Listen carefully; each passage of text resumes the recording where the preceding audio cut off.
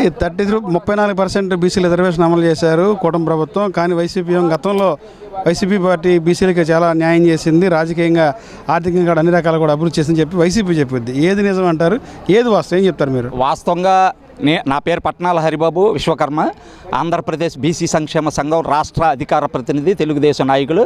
యాక్చువల్గా బీసీల కోసం మాట్లాడే అర్హత వైసీపీ అధ్యక్షుడు, ఒక ఎమ్మెల్యే అయినటువంటి అధ్యక్షుడు జగన్మోహన్ రెడ్డికి ఎట్టి పరిస్థితుల్లో లేదు. ఎందుకంటే ఒక సిస్టర్ని వెళ్తుంటే ఏడిపిస్తున్నాడు అని చెప్పేసి ఒక 10వ క్లాస్ చదువుకున్నటువంటి కుర్రవాడు, ఒక బీసీ కుర్రవాడు అడిగితే వాడిని కొట్టి కాల్చి చంపేసినప్పుడు ఆ బీసీ తరపున మాట్లాడినావా జగన్మోహన్ రెడ్డి? అలాగే సిదిలే అప్పరరాజు కొడుకు ఒక యాదవ మనిషిని గుద్ది చంపేస్తే ఏ వ్యక్తిని పరామర్శించవు? బీసీ వ్యక్తినా?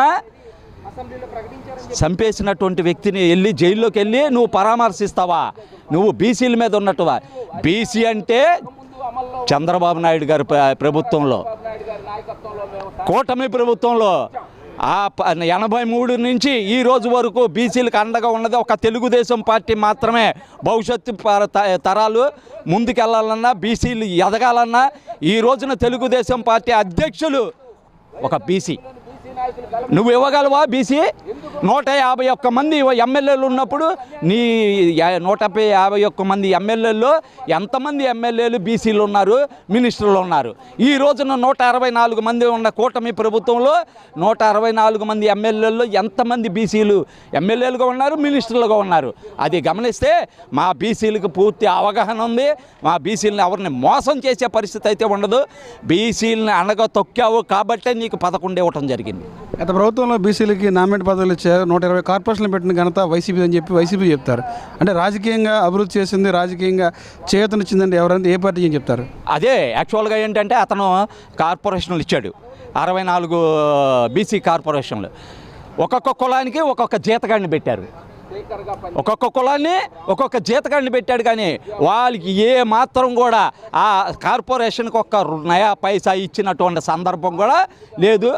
ఆ కులానికి మీకు ఇచ్చాము అని చెప్పుకోవటానికి మాత్రమే కులాల వారిగా అతను ఎన్నుకొని మభ్యపెట్టాడు. కానీ ఆ బీసీ కులాలకి చేసినటువంటి ఏమీ లేదని చెప్పేసి ఈ సందర్భంగా తెలియజేస్తున్నాను. ఈ ఏపీలో ఇంకా వైసీపీ చెప్పే మాటలు ప్రజలు నమ్మే పరిస్థితి అంటారా? యాక్చువల్గా ఇప్పుడు ఉన్నటువంటి పరిణామాలు మొత్తం కూడా ప్రజలు గమనిస్తున్నారు. దానికి ఉదాహరణ నిన్న అంబేద్కర్ విగ్రహం దగ్గర డిఎస్సి సంబంధించినటువంటి వాళ్ళు కష్టపడి సంపాదించుకున్నటువంటి ఉద్యోగస్తులు నిన్న వచ్చి కవాతులు చేసి కథం తొక్కారు. మా దాన్ని మీరు కబ్జా చేయొద్దు, మా జీవితాలను నాశనం చేయొద్దు, మేము సంపాదించుకున్నది ప్రభుత్వం ఇచ్చింది, చంద్రబాబు నాయుడు గారు మాకు ఇచ్చినటువంటి వరం, ఆ వరాన్ని మాకు దూరం చేయొద్దని చెప్పేసి టీచర్లు ఇచ్చినటువంటి అవసరం అయితే దీన్ని బద్దం చేస్తే మా టీచర్లు, మా కుటుంబాలు మొత్తం కూడా కూటమికి అండగా నిలబడతాం, 29 మళ్ళీ కూటమిని గెలిపిస్తామని చెప్పేసి వాళ్ళు తెలియచేయటం జరిగింది.